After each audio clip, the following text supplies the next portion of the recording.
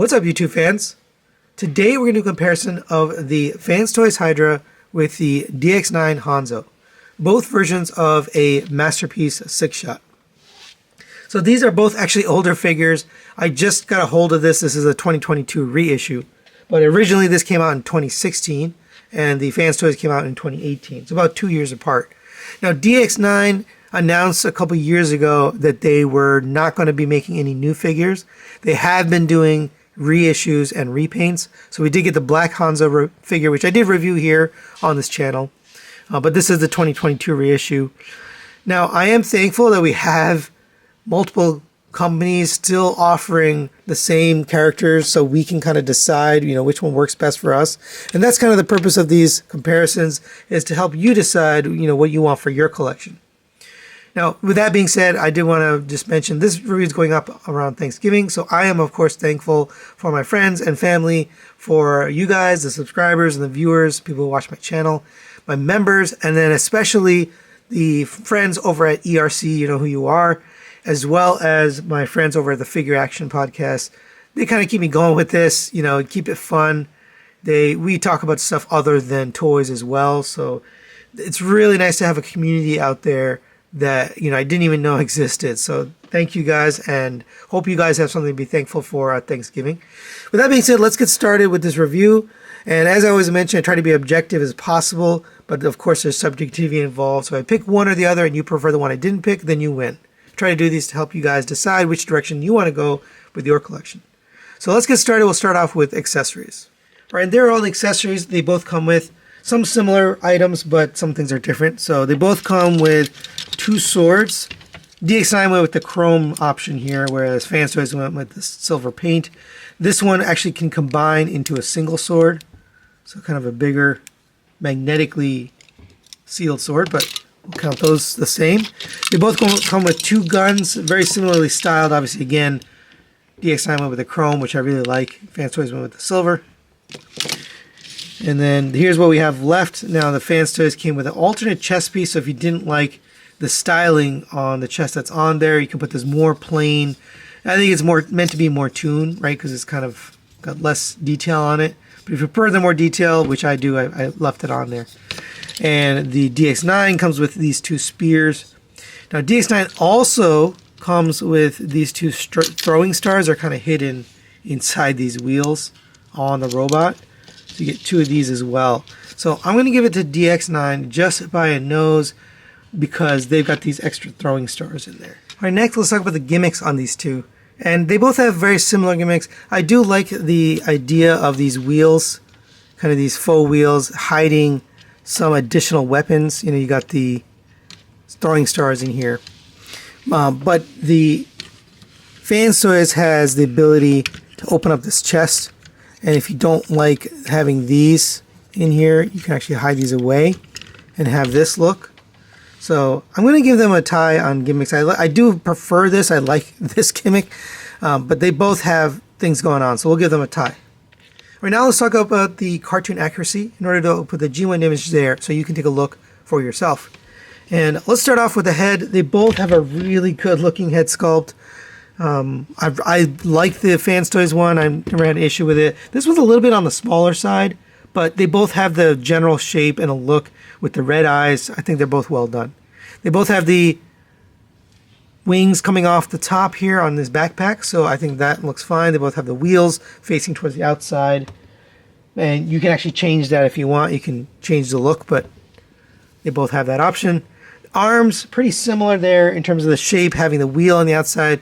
DX9 went with the faux wheel, but the Fans Toys went with the actual rubber tire wheel, but pretty much the same. Coming down to the chest here, I do think Fans Toys has a little bit better in terms of the shape. They've got the rounded shape here. This one's kind of squared off as far as these 2 pieces here. And you have the option on the other chest if you prefer not to have all that detail. You can have this more kind of cartoony chest, which I don't have on there, but that would improve it even more. So I think the chest on the Fans Toys is a little bit closer. Coming down to the crotch and the waist area, I do think Fans Toys nailed this a little bit better because they have this cockpit here, whereas this one just has the white piece, and it doesn't really look like the cockpit of the ship. So I think this one's a little bit closer in terms of that. Thighs pretty much the same. They both have the same shape. The knees on the Fans Toys don't have this little rigid piece here, or ribbed piece. So I think DX9 hit that a little bit better. Coming down the legs though, I think this is where they differ greatly. Fans Toys went with the full purple with these pieces on the side, even though in general I don't think they look that good. It is very cartoon accurate. The DX9 has the little tiny pieces here that are supposed to emulate this, but it just doesn't have the right look. And then the legs here are this lighter purple with a black down here on the shins. So I'm going to give Cartoon Accuracy over to Fans Toys. I think they just nailed the colors and the overall sculpt and detail. All right, next we'll talk about the sculpt on these two. Both pretty clean from the front as well as from the side. On the back is where I think DX9 starts to fall apart a little bit. The Fans Toys has a very, very clean back of the legs. And in fact, they even put some detailed and sculpted things to look at. Whereas the DX9 has kind of these panels, and actually they sometimes flop down as well. Back of the legs in general are just kind of unclean. You also see the gaps here, which is something I expect from Hasbro, not from DX9. So just because of the back here being cleaner on Fans Toys, I'm going to give Sculpt over to Fans Toys. All right, next we'll talk about the paint on these two. And this is something I was hoping the reissue would change or fix or maybe add more paint. Unfortunately, they didn't. So let's start from the top. You've got the painted wings here on the back, painted red eyes, silver paint here on the wings, a very small amount of silver painted detail here on the chest, silver and black paint here on the crotch area, silver and red here on the knees. And then I believe this is just a plastic color here on the legs. You have a little bit of silver detail here on the inside of the legs. And that's pretty much it for the DX9. For Fans Toys, you have the painted red eyes again, painted wings back here. This chest is fully painted as well as the abs and the crotch area here. These wings have a little bit of purple and silver detail, which just kind of adds to the look. I really like how that kind of stands out. And the silver detail up here, that's kind of nice. Now this chest piece isn't accurate like I mentioned, but it does have some extra silver and black paint, but if you prefer, you can have this. But all of this chest is 100% painted. Coming down to here, you have paint here on the bottom of the knees, and then the feet here are also painted in that metallic silver. So just by the amount of paint, and it's well done, I'm going to give it over to Fans Toys. Right, next we'll talk about the build quality on these two, and neither of these is a slouch. So let me just say that up front. They both feel solid. They both feel pretty good in hand. The knees on Fans Toys is about the only thing that's really a problem or doesn't feel great. Now, there is a fix. So you can see my knees are pretty nice and solid on this version. But they've always been kind of the weak point of this figure. But there is a way to tighten these up. I'm not going to go over here, but that if I had any complaint, that would be it. For the DX9, they have this shoulder problem here. So this is supposed to actually sit like this. And actually I have it sitting outwards because it won't stay. So this is what happens. It just kind of falls down. And I did try. I came in here, I tightened those screws. I just couldn't get it. So because of that little issue, I've been pushing them out like that, which lets his shoulders sit down. But other than that, I don't have a lot of build issues with this. That's just the main thing. So between the knees on the Fans Toys and the shoulders on the DX9, I'm going to give them a tie. There aren't really any major build issues on either of these two, with the exception of those two things. So we'll give them a tie. Right, next we'll talk about the articulation on these two. In order that we'll articulate each one individually so we can see what they offer. The Fans Toys head is on a rotating tool, so it goes up to there, down to there, rotates around, and no side to side. The wings can move in out of the way, and like I showed you earlier, you can put them inside the chest. If you move that wing out of the way, you can rotate the arm all the way around on a ratchet. It goes up to there on a ratchet joint. You have a butterfly joint here that can get the arms all the way into there and back to there. And you can actually fold it back down on that. Pretty unique joint. I haven't seen a lot of joints done that way. Rotation at the bicep. Single jointed elbow gets you 90 degrees. If you try to go too far, this wheel will come undone. Now, if you don't use that wheel, you can get it past 90 degrees. But given the way it's meant to be transformed, you just basically get 90 degrees. Rotation at the wrist. Individually articulated fingers at 2 pins, and then the thumb is on a ball joint and a separate pin. And again, I've always liked the Fans Toys style hands, although this one a little bit weird just because of the shape of the top of his hand, but overall I like these hands. Continuing down, you have a rotation at the waist here on a ratchet. The ab crunch gets you all the way down to there. It does have a locking mechanism, so if you want to use those ratchet tabs, you can. But that's nice.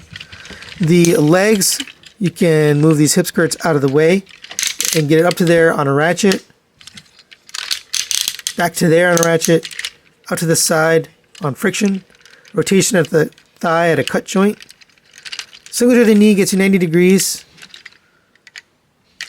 You have ankle tilt, and this is very hard to see, but you have a forward and backward tilt here and a side to side.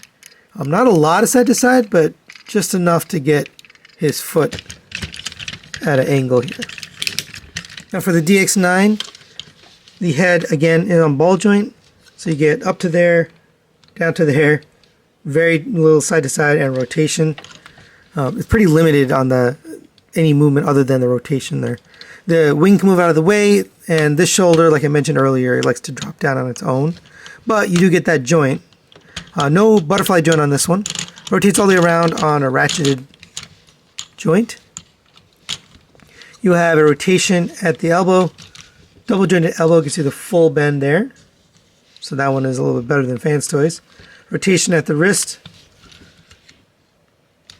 2 pins on each finger, and then the thumb is on a ball joint and a pin. So basically very similar to the Fans Toys hands. And you'll notice I'm messing with this because it's got some loose joints here and there.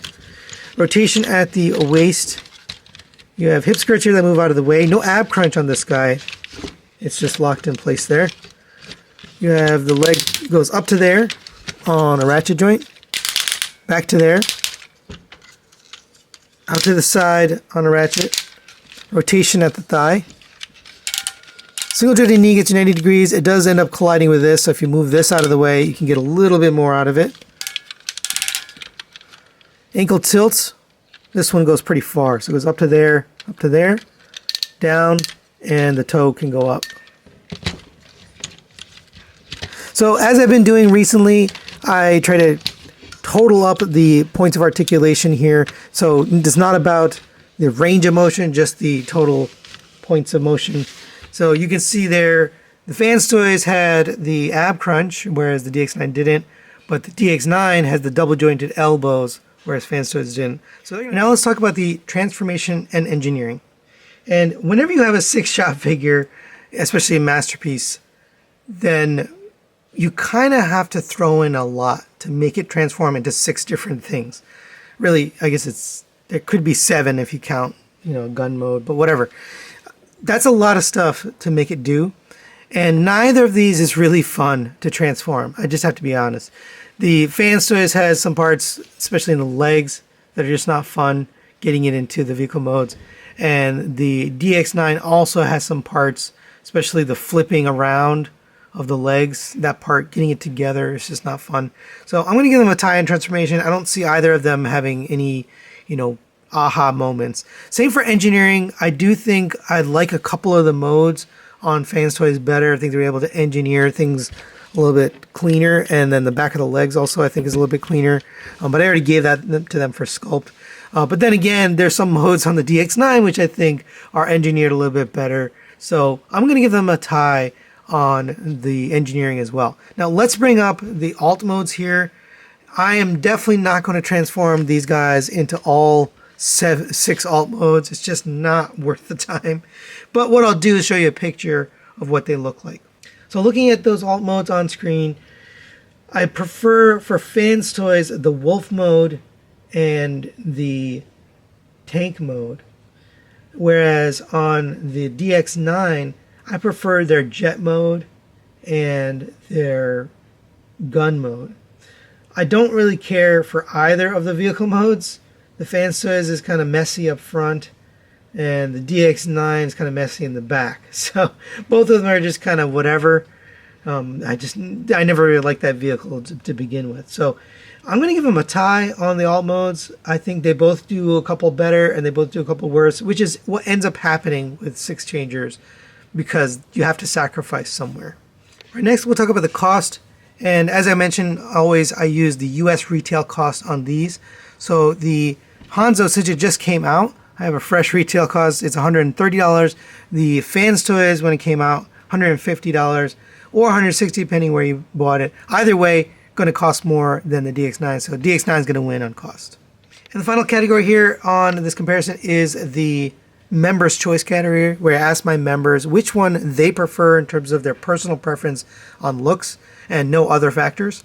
And you can see the survey results there, and Fans Toys is going to win the members choice category. So final thoughts on the comparison. You can see the score there. Fans Toys is going to take this one, and I have a couple things to add here that I didn't really spend too much time during the review and kind of help you decide, what you prefer. So one of the issues I have with the DX9 is the shoulder. The shoulder design, because there's no ratchets and the shoulders slump down, it makes posing really annoying. Setting up this shot right here took a few minutes because the shoulders kept falling. I finally got into a position where I fell and just stayed like this, so I didn't want to touch it. The other thing is the weapons sit very loosely in the hands on the DX9. So again, posing it with those weapons is just kind of a pain. Both the sword doesn't peg, and the handgun, while it does peg, is just kind of loose. So those are the irritations on that one. On the Fans Toys, the knee is really where the irritation is. It's a little bit wobbly, but once you get it, he's solid. He's not going anywhere. And that for me is kind of important. Like, I don't want it to be kind of flopping around. So for my personal preference, the Fans Toys definitely is the one for me. But I can understand this one, people preferring the DX9, not only because of the price point, but just because you get a little bit more with it. You get a few more accessories. You get the Ninja Stars, and you get the chrome. So I can sort of understand. And this is more like the toy, right? It harkens to the toy more than the Fans Toys version. So hopefully I helped you with this comparison. That's it for today. Thanks for watching, and we'll see you next time.